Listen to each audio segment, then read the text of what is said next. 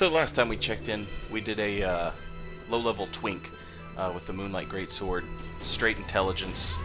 Now, by virtue of the fact that we're playing as starting class Knight, we will always have one attunement slot. We start off as a Knight so that we don't have to level any dexterity to wield the Moonlight Greatsword, and we don't have to level strength too much, and vitality, of course. So this is a more meta version of that same build. This is the level 125 version. We do have one spell slot still, and we're using Old Moonlight. I don't think I use it once in this entire video, but you know, I did use it occasionally. I just haven't figured out how to make it work yet, but it's nice to have it, and it fits the aesthetic. So that's where our one spell slot goes. But this is a straight intelligence build. One of the most efficient builds you can make, because the Moonlight Greatsword requires only intelligence. It doesn't require strength and/or dexterity. So once you get your once you get your intelligence up, you're pretty much good to go. It's just all intelligence from that point. Yeah, you can get it up to 40. I think this character has it a little over 40. We'll actually look at the stats in a little bit. But you can just pump vigor and vitality and endurance. You never need anything. It's a really great, simple build for a greatsword, and the moveset on the Moonlight Greatsword is also pretty good. It took me a little bit. At level 125, it's a little different. You want to be making use of the one-handed moveset a little more often, especially considering the one-handed and two-handed movesets. The damage on them isn't that different. It's just off by a couple points. The only thing that you're getting the benefit of two-handed is poise. So we switch over to a crystal-infused partisan here, because this guy's just content to keep running around, so we want to be able to poke and prod and just really piss him off and get on his nerves.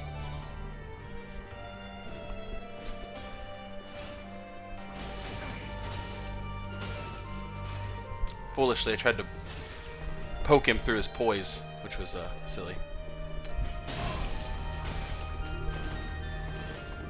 After we've killed the Phantom, the police show up to take it from here.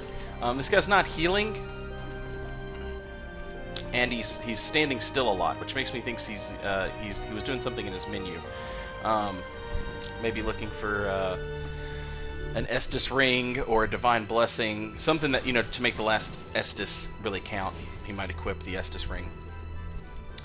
We go back to the Moonlight Greatsword to deal with the blue, but then the host shows back up. This is an opportune time to stick with a two-handed moveset in these tight corridors, because you can hit multiple people with that two-handed moveset. The host has switched to the Exile Greatsword there, just going for max damage, I suppose. Unfortunately, the Exile weighs more than Gale's, and as a result, he's fat rolling straight into his death. Guess he just didn't pay attention when he was weapon swapping. Anywho, here's what we're wearing. Moonlight Greatsword +5. We're using the Crest Shield that lets us spell parry, even though I rarely ever do it. I'm sorry. We're using the Sunset Armor still, but we're using Havel Gauntlets, Lothric Leggings, Cathedral Helm, Wolf Ring is on this version of the build. We've got the Ring of Favor +3, and the Prisoner's Chain. Prisoner's Chain at this level allows us to level our vitality, endurance.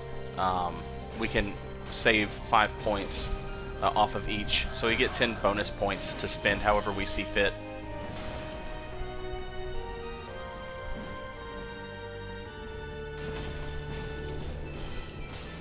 Again, making use of the two-handed moveset in the narrow corridor here. They eventually retreated after I made a retreat. They ended up coming up here to deal with the Evangelist, so I followed suit.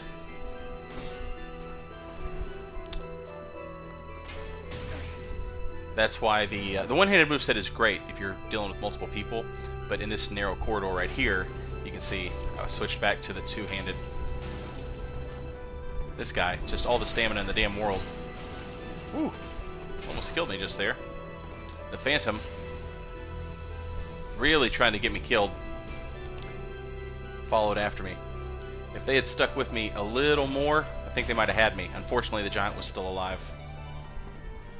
So here you can see the one-handed moveset when I'm fighting two people for those wide horizontal swings. The range on the Firelink Greatsword is better than I thought it was. They're playing this one comes in, one goes out. One comes in, one goes out. So I'm able to switch to the two-handed moveset.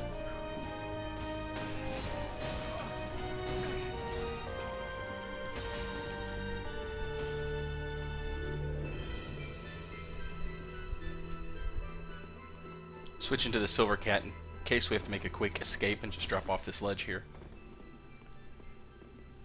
At this point, I kind of just dare him to do something. Eat a green blossom. And that makes something happen. And something is better than nothing. I have a crossbow on this character, but I haven't bothered upgrading it any. Which I need to do that. So that I can harass people that are content to just stand around.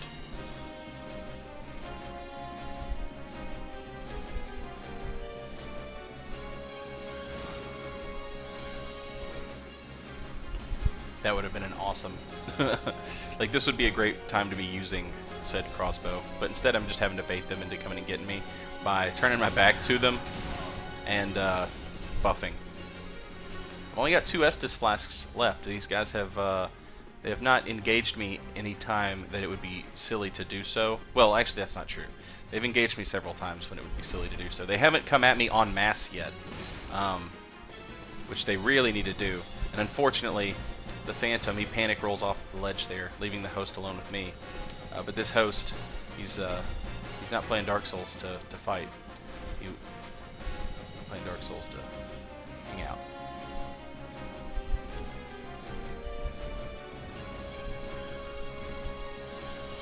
So firebombs are going to do shit for damage because they scale with strength and dexterity. We don't have much of either. Fortunately, this guy's throwing lightning urns, and I don't think he has very much faith. The Phantom there switched to the Exile. Again, looking for that super damage.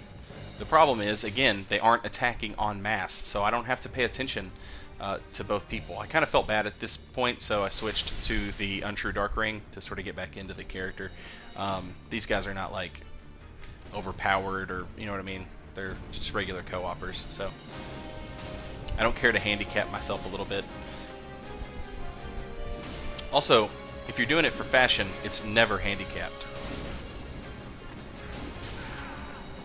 So this guy keeps like whacking me one-handed. He's doing really well, and I'm out of Estus, so he almost had me.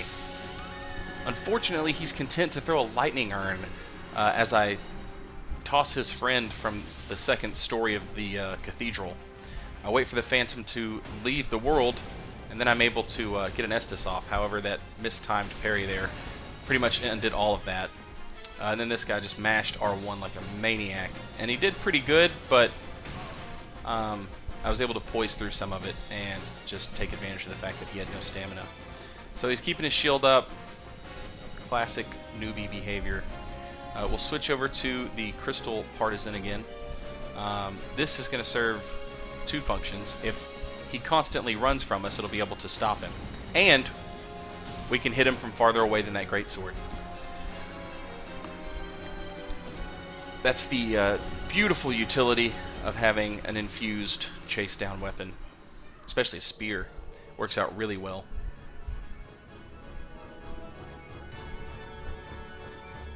This invasion was crazy. So, the host is Gasoon. Right away, I see that there's Dark Moons in the world, and they're dying, which means there's another invader in the world, and he's killing shit. So I happen to luckily roll up on Gasoon here.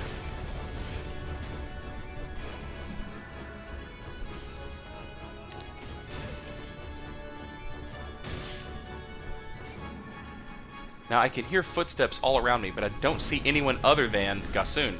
Gasoon just takes the plunge with the Silver Cat ring. I figure the red is killing the blues. So I'm confident in his abilities.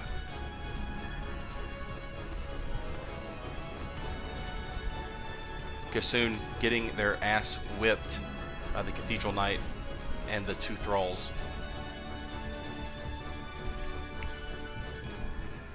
There we see Phantom Agnes has returned home. I'm assuming the Red and Agnes were fighting. 632 damage. And Agnes got put in a situation they couldn't win and just returned home. The Red kills yet another blue. This Red is unstoppable. My teammate is just a powerhouse.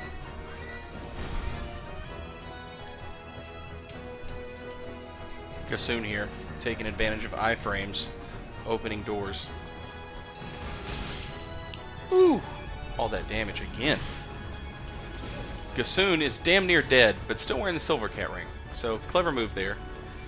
However, if you didn't know, I am Elevator Covenant Jesus.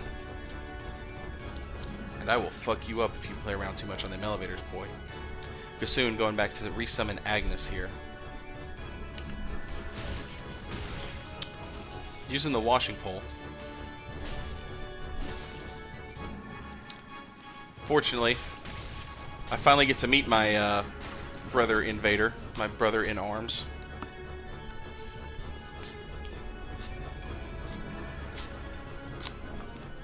You might have heard there, Agnes is summoned back in. I'm going to let the Red deal with Agnes because I know he can, because he's done it once. So, again, I'm confident in the Red's ability. So I managed to hit Agnes a couple times. I hop on the elevator, but I'm confident that the Red can go back there and deal with Agnes. We take the elevator up. Gassoon going for some more elevator tactics. Just not working. And Phantom Agnes is sent home forever. Well, until Gassoon starts back over at the bonfire and summons him again. But, you know. So here's the stats. We've got 48 Vigor, 40 Endurance, 37 Vitality, 16 Strength and Dexterity, and 45 or 46 Intelligence. The reason I leveled Dex just a little was for the Aquamarine Dagger. Again, I don't think I use it a single time in this video, but I did use it. This is probably one of the most epic invasions of all time. I don't know if you guys are prepared for what happens to Ashen One and their three partners here. They really push me to the limit.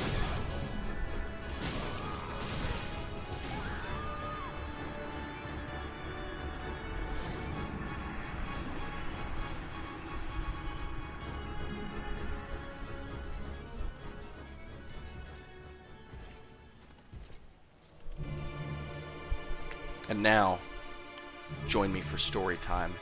The War God, the most powerful being in all of existence, and his followers. They all wear Lucatil's mask.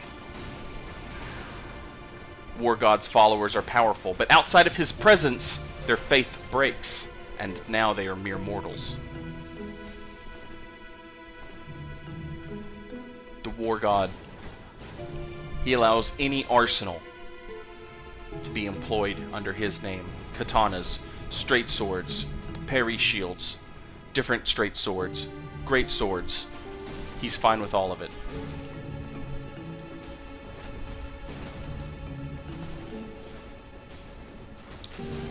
When separated from him, sometimes his followers will just fucking kill themselves.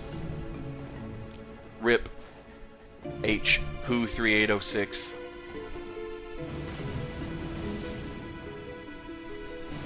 The War God allows the use of magics in his envoy, whatever.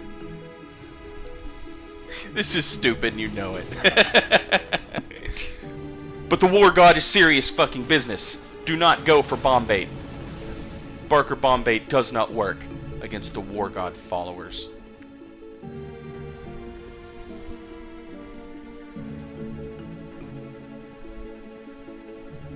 But war goes by many names, and Sometimes that name is retreat and stealth.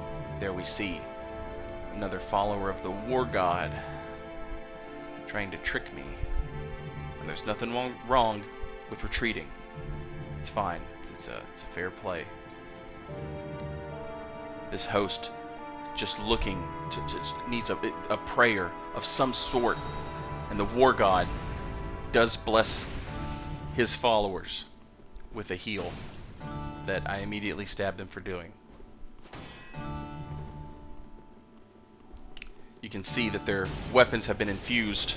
They're chipping through my shield with war god power. The war god bestows just enough latency that there's no recovery on a missed attack. But sometimes that works for me in this fight, and sometimes it works against me, so I won't bitch too much.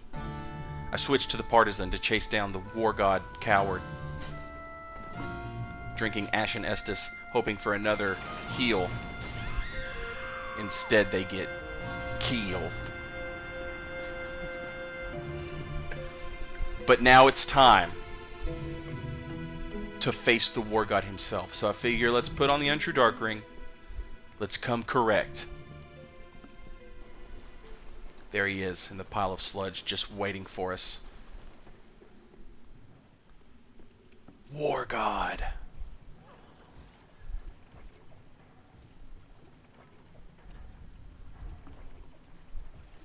War god. Not quite the epic battle I had in mind with War God, but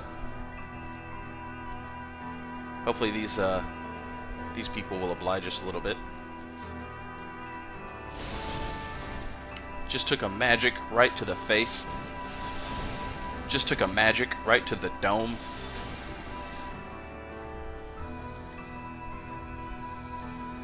From downtown!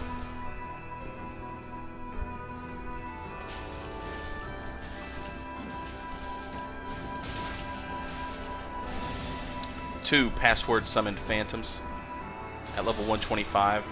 No telling what fucking level these people are. Cathedral Knight's gonna help us out a little bit.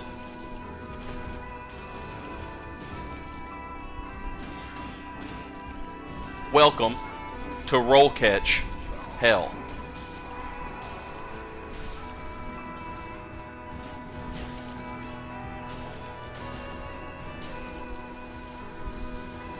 Gale's Greatsword, ruining my PvE experience. Wait, no, I'm the invader.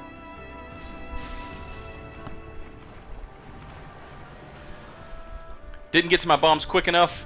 That crossbow sure would have come in handy, wouldn't it?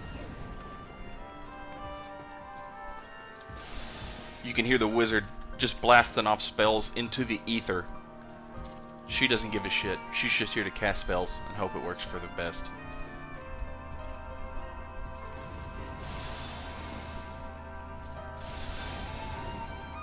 Just nailing that sludge. Really giving it fucking crystal magic business.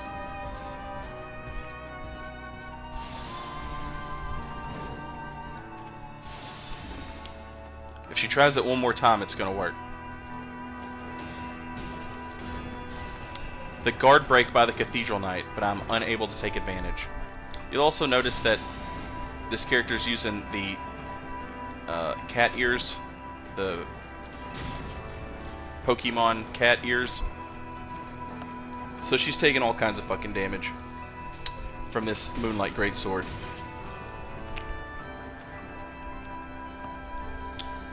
Laser beams! Like a G.I. Joe fight, bitch. I'll shoot lasers too.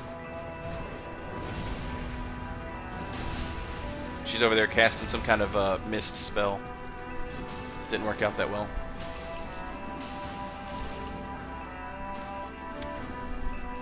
Goldilocks swinging a dog bone at me.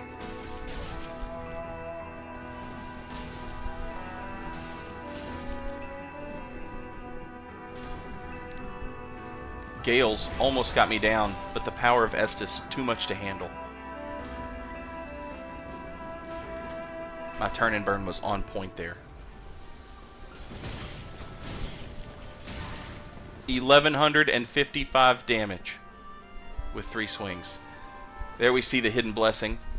Not the hidden blessing, the divine blessing I gave him a couple little L1 wiggles to show that I understood that he was at 0 Estus left.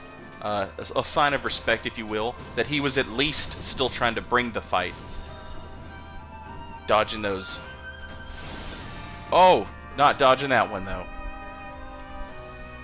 Seath's Orgasm. Just a powerful fucking phantom killer.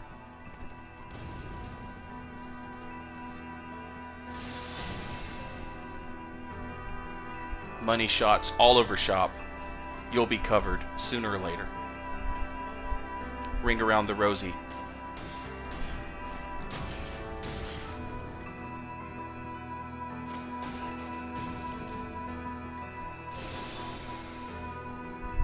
This is starting to feel a little familiar at this point.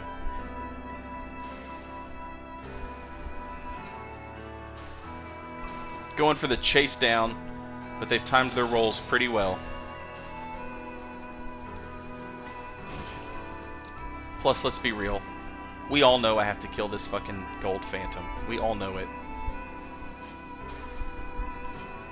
As you can see here, I'm out of Estus, so I'm focusing really heavily on this phantom. You guys might remember the last episode of my war I did.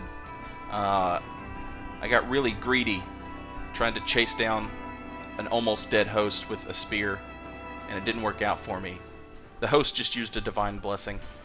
Well, after that my war, Schwa Akari sent me a little message that said, hey, you didn't lose that fight because you didn't have throwing knives. You lost that fight because you got too greedy on the host. And Schwa was right. So as you can see, I said fuck it. Even though I've only got this one last bar of health, I'm not going to get too greedy. I'm not going to just focus on the host. I'm just going to continue fighting my fight as I would, as I do. There we see the anime flip. It's powerful. Powerful damage that you saw. You all saw it. Just got absolutely shillelagh'd by that fucking backstab dog bone. The fucking Alpo power.